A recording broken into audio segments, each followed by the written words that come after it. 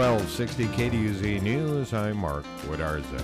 In the past month, the Leicester Prairie Police Department has received and is currently investigating 5 sexting cases involving young teens in the community. Leicester Prairie Police Chief Bob Carlson says the juveniles are using cell phones with cameras and the account holder is usually the parent. 2 juveniles have been charged with gross misdemeanors, obscene material distribution, and more charges are expected. Carlson says you should check your children's cell phones and computers and report any type of illegal activity to your local law enforcement. An alleged kidnapping and sexual assault by a motel owner in Newport has some state lawmakers thinking about requiring background checks for hotel and motel managers.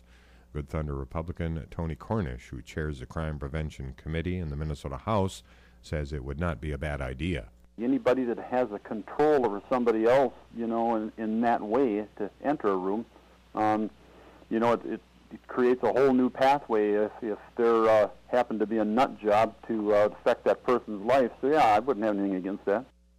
Minnesota law currently requires criminal background checks for apartment managers. Hutchinson police are investigating the theft of cash from a Hutchinson resident. Officers were dispatched to the 1300 block of Jefferson Street last weekend in response to a possible theft. Upon arrival, they met with the victim, who stated that $200 in cash was missing from his wallet, which he had left on the kitchen table. The victim also opened the safe in his home last Saturday and discovered that a large amount of cash had been taken from a lockbox in the safe as well. There are no suspects at this time. The investigation continues. Abby Pop reporting.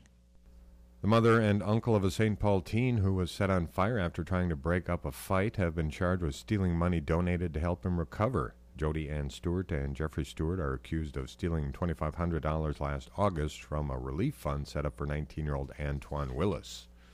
On Saturday from 10 in the morning till 2 in the afternoon, the Wright County Sheriff's Office and Annandale Police Department will be among agencies open to accept unwanted prescription drugs. The event is held in conjunction with the Drug Enforcement Administration National Drug Take-Back Initiative, which gives the public the opportunity to prevent pill abuse and theft by ridding their homes of potentially dangerous, expired, unused, and unwanted prescription drugs. You can bring your medications for disposal to the Wright County Sheriff's Office, located at 3800 Braddock Avenue Northeast in Buffalo, or the Annandale Police Department at 30 Cedar Street East in Annandale. The service is free and anonymous. No questions asked.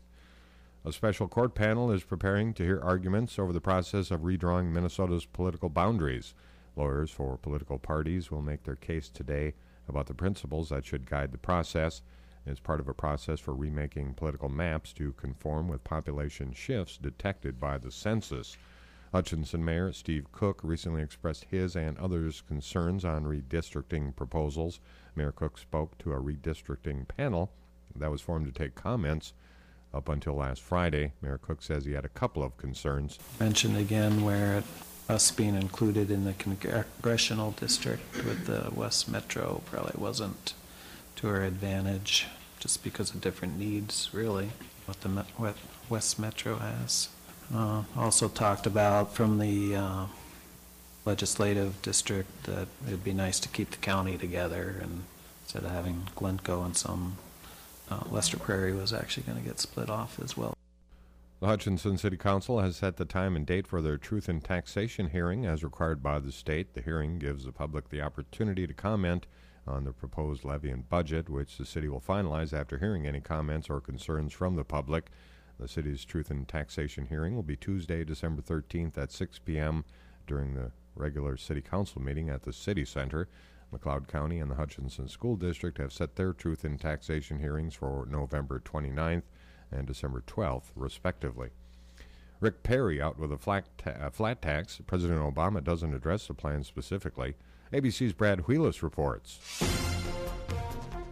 Focus on the White House. Americans are evenly split on the idea of a flat tax, according to our ABC News Washington Post poll. Republican presidential candidate Rick Perry proposes a 20% optional flat tax. So simple, he says. You can file your taxes on this postcard. The president choosing not to comment on Perry's tax plan. ABC News White House correspondent Ann Compton. Not dignifying Rick Perry's flat rate with a response all its own, Team Obama lumps all the Republican tax plans together and dismisses them all as tilting the playing field in favor of the rich and burdening the middle class. Brad, even when baited by Tonight Show host Jay Leno about the Republican field, President Obama quipped he's waiting for all of them to be voted off the island. The president will wrap up his Western swing in Denver today with a speech on helping people reduce their student loan payments. I'm Brad Wheelis, ABC News. Minnesota manufacturers are in Bloomington today for a summit, and the regulatory burden and energy costs are among issues they're concerned about. Jennifer Byers with the Minnesota Chamber of Commerce says many companies have jobs unfilled because they can't find workers with the right skills. Byers says the problem, goes back even further than students not taking the right courses in college. Many high schools have been forced to drop technical training, the old wood shop and machinist programs, which led students into good careers in manufacturing, into two-year degrees. As far as post-secondary education, Byers says manufacturers want to have conversations with the new leadership at the University of Minnesota and the state college and university system. Some residents in North Dakota's most populous county are seeking annexation into a neighboring county because they claim public officials aren't listening to their complaints about a plan to reroute water from a flood-prone river. The residents live in Cass County, about 15 miles south of Fargo. They say a Red River diversion around Fargo and Moorhead would either flood their property or force them to build ring dikes. The group is seeking annexation to Richland County.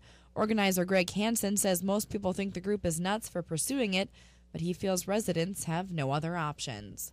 I'm Abby Pop.